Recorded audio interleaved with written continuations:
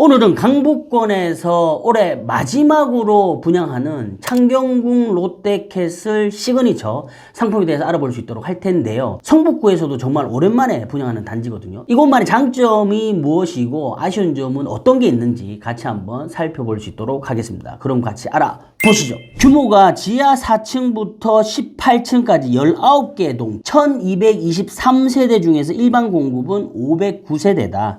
입주 시기가 2027년 4월로 일단 예정이 돼 있고요. 모델하우스는 저번 주 금요일 날 오픈했습니다. 오늘 영상 촬영하는 날짜가 2일인데요. 다음 주에 특공, 그 다음 주에 당발이 있으니까 일정 확인하시면 될 것 같고요. 비규제 지역이고요. 재당첨 제한 없고 전매 제한 1년, 거주 의무 기간 없습니다. 자, 그런데 이런 분들이 있어요. 재당첨 제한이 없다 보니까 그러면은 바로 하고 난 다음에 또 다른 데 바로 신청해도 되나요? 신청해도 돼요. 그런데 일반적으로 그게 안 되는 게 해당되는 상품에 따라 좀 다르긴 하지만 입주자 저축에 가입할 가입기간이 12개월이 경과해야 돼요. 우리가 보통 당첨이 되면 그게 없어진단 말이에요. 그리고 새로 만들어야 되기 때문에 그게 보통 납입이 12개월로 돼 있어요. 그러다 보니까 또 어쨌든 1년이 걸립니다. 자, 공급 세대를 보면 59부터 84까지 있는데 전체 세대가 가점 40%, 추첨 60%로 되어 있습니다. 위치를 보면 지금 우리 단지가 여기란 말이에요. 이 단지 근처로 직주 근접을 할 수 있는 지역이 어디냐라고 보면요. 거기가 종로, 을지로, 동대문 쪽이라는 거죠. 그러니까 이쪽에 있는 분들이 롯데캐슬에서 직주 근접으로 이동하시기가 좀 편할 것 같습니다. 지하철역으로 보면요. 보문역, 창신역, 항성대 있고요. 옆쪽으로 해화역이 있는데 여기는 사실 이쪽으로 바로 진입이 안 돼요. 그렇기 때문에 이게 3개 역이 있어서 트리플 역세권이라는 이야기를 하는데 저는 여기서 트리플 역세권? 왜 그러냐면 지금 실질적으로요. 보문역에서 단지까지 가는데 걸어서 한 22분 정도가 소요가 되는데 여기가 다 경사예요. 오르막 경사란 말이에요. 창신역에서도 마찬가지 20분이 넘게 걸리는데 여기도 엄청난 가파른 오르막이란 말이에요. 단지에서 지하철로 가는 거는 내리막이지만 퇴근하고 갈 때는 오르막이잖아요. 너무 힘들어. 거리상 직선거리는 얼마 안 되지만 길 자체가 우리가 일반적으로 하는 큰 길이 나 있는 도로로 가는 게 아니기 때문에 접근성에 있어서는 좀 떨어지지 않나. 그나마 한성대 입구역에서 단지로 갈 때 요게 거리가 그나마 제일 짧습니다. 우리가 강남으로 갈 때는 일단은 지하철역 쪽으로 가서 이동을 해야 되잖아요. 그래서 거리가 보면 한성대 입구역에서는 환승에 33분, 창신역에서는 환승을 2번 해서 26분, 보문역에서도 환승을 2번 해서 26분, 대략 한 30분 전후로 소요가 된다. 이 단지 주의 깊게 볼 필요가 있는 게 하나가 더 뭐가 있냐면요. 위성 사진을 보면 요 주변으로 전부 다 빌라촌들이에요. 우리가 신규 아파트를 입주해서 들어갔을 때 주변이 깨끗이 다 정비되어 있는 그런 컨디션은 아니고 빌라들 중앙에 우리 단지 위치한다. 그런데 여기가 단지 이름이요. 창경궁 롯데캐슬 시그니처잖아요. 야, 근데 창경궁이 위치가 어디냐면 여기란 말이에요. 우리 단지 기준으로 여기란 말이에요. 차를 가지고 간다라고 하면 7분 이상이 소요가 된다. 물론 뭐 거리상으로 보면 그렇게 먼 거리는 아니에요. 그런데 무슨 이야기를 하고 싶으냐면 우리 예전에 분양했던 경희궁 자이, 경희궁 롯데캐슬 같은 경우에는 경희궁 바로 인접이 돼 있었단 말이에요. 그리고 롯데캐슬 같은 경우는 그 당시에 분양을 할 때 재미를 많이 봤어요. 세대수가 전체 세대수가 200세대가 아닌데 일반 분양이 110개가 조금 넘었거든요. 그런데 최고 경쟁률이 200대 1이 넘었단 말이에요. 그리고 경희궁 유보라 같은 경우에 2026년에 입주하는데 여기 같은 경우도 경쟁률이 어마어마했다는 거지. 그러니까 이런 어떤 특수를 누리고자 창경궁 롯데캐슬을 한 것 같은데 사실 이 단지에서 전체 높이가 18층밖에 안 되는데 여기가 과연 뭘까? 그런 네이밍하는 부분에서 너무 좀 갖다 어거지로 붙인 게 아닌가라는 생각. 자, 그렇다면 우리 단지 가장 중요한 게 바로 가격인데 가격을 보면요. 입주자 모집 공고문의 가격이 쭉 다 나와 있거든요. 추가적으로 하나 살펴봐야 될 게 뭐 상기 공급 금액은 발코니 확장이 포함되어 있습니다. 돼 있잖아요. 발코니 확장이 들어가 있는 거예요. 그런데 한편으로 또 이런 생각이 듭니다. 발코니 확장이 정말 무상으로 해줄까? 분양가 포함 아닌가? 평대별로 가격을 보면요. 59A부터 84까지 가격이 10억 8천, 뭐 10억 9천, 10억 5천, 84 같은 경우는 13억 9천. 평당 금액으로 환산을 하게 되면 59A 같은 경우는 4,500이 조금 넘고 84 같은 경우는 4,200. 어라? 59 타입이 84보다 평당가가 더 높네? 지금 그렇게 나와 있는 거예요. 자, 그런데 여기 발코니는 무상 확장이지만 뭐가 빠져 있다? 에어컨은 금액이 빠져 있어요. 그래서 에어컨 프리미엄 5대 기준으로 했을 때 890만 원이 더해진 금액. 그래서 84 기준으로 보면 대략 14억 정도의 금액이 책정됐다. 우리 단지 주변으로 해서 아파트 시세는 어떻게 형성이 돼 있나?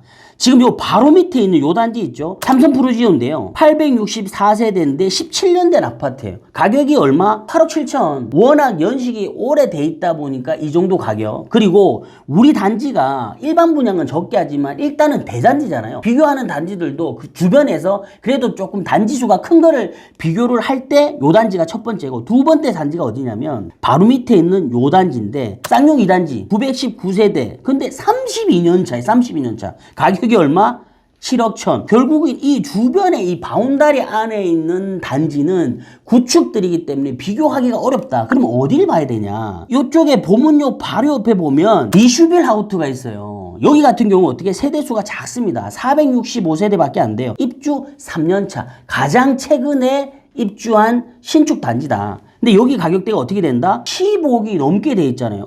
뭐지? 네이버 부동산을 확인해 보면요, 물건에 대한 호가가 15억부터 16억, 17억까지 금액이 나와 있습니다. 이 단지를 비교해 본다라고 하면 향신료 롯데캐슬 시그니처 가격이 어떤가요? 제가 볼 때는 적정한 시세 가격이 아닌가. 왜 그러냐면 일단은 저는 개인적으로 여기가 역세권이라고 생각하지 않습니다. 도보로 가는데 일단 20분 넘게 걸리는데, 그리고 다 오르막인데 어떻게 역세권이에요? 대단지긴 한데 이런 부분들에 대한 금액이 가만히 된 게 아닌가라는 생각이 들고, 또 하나는요, 정말 좋은 상품 같은 경우는 발코니 확장, 무이자 이런 거를 안 해줘요. 왜? 안 해도 사람들이 다 오니까. 그 이야기는 뭐냐면 롯데에서도 약간 한 발 빼는 거예요. 여기 분양 잘 안 될 수도 있을 것 같은데 라고 해서 한 개의 단거를 더 주는 거예요. 자, 그럼 여기까지 입지와 가격에 대한 얘기로 정리하고요, 평면 볼 수 있도록 하겠습니다. 평면 스타트. 자, 평면을 보시면 전체 509세대라고 그랬잖아요. 그 중에서 세대수가 가장 많은 게 5구시 84입니다. 요 두 개 타입을 알아볼 텐데, 단위 세대를 보기 전에 먼저 단지 배치도를 보시죠. 보면 여기 사이트가요, 여기가 큰 도로잖아요. 그래서 여기가 1동 라인, 여기가 2동 라인, 여기가 3동 라인으로 세 개가 다 쪼개져 있어요. 여기 사이트가 되게 크잖아요. 그래서 지하철역을 이용하는 것도 동별로 다를 것 같아. 우리 예전에 올렸던 영상 중에 보면 판상인가 타워 영상 제가 올렸잖아요. 근데 거기서 제가 뭐라고 했냐면,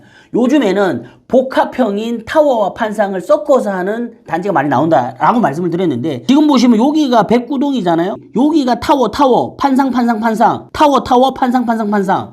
요런 식으로 붙어 있는 겁니다. 자, 그리고 평면 5구C 타입입니다. 남동향으로 다 이루어져 있네요. 현관을 들어와서 신발장 있고요. 복도를 지나 주방과 거실이 있는 타입이고, 위쪽으로는 침실들 두 개가 있네요.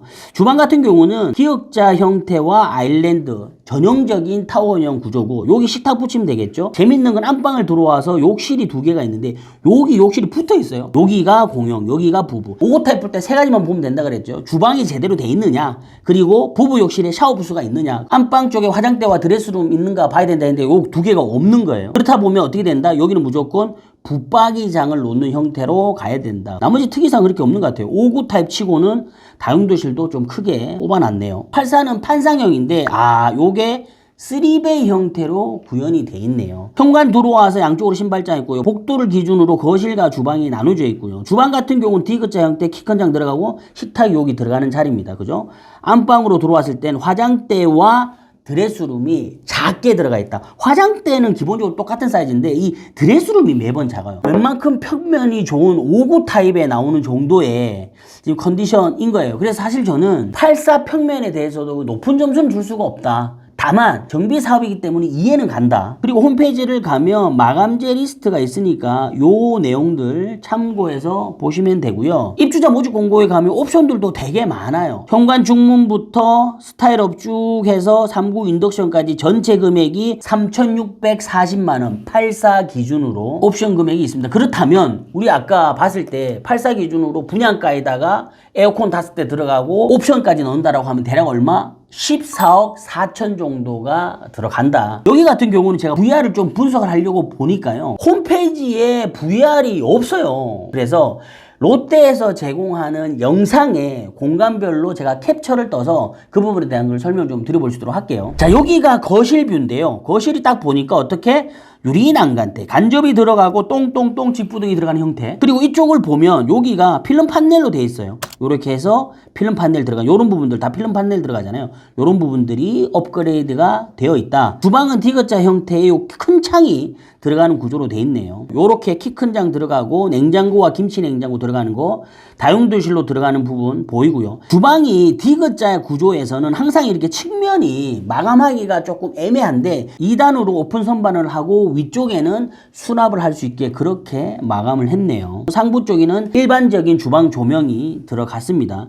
요런 거 보면 아쉽죠? 지금 보면 여기 보면 상부장 간접 조명 같은 것들이 하나도 없단 말이에요. 요런 거 조금 아쉬워요. 또 하나 아쉬운 게 뭐냐면 자 여기 보시면요. 요 코너 부분 있죠. 요 코너 부분이나 식색이 위쪽으로 그리고 전기 오븐 위에 보면 요 라인들이 있잖아요. 다 뭔가 좀 이상하지 않아요? 요렇게 목대 손잡이 쪽이 일자로 쫙 돌아가면 너무 이쁜데 이거 왜 이렇게 할까? 디테일이 부족한 거지. 이런 식으로 요렇게 왜 이렇게 못하냐고. 그리고 정말 저는 이거 보면서 이거 정말 왜 이렇게 했을까? 정말 이해 안 되는데 라고 했던 게 있어요. 바로 식색이에요. 식색이.